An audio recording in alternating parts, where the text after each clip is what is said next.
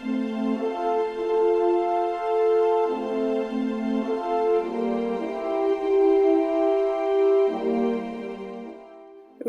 Meadow is a place where Swiss Confederation was formed.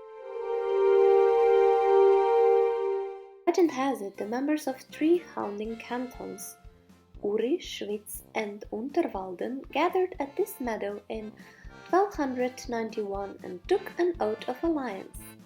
This act is now seen as the foundation of Switzerland.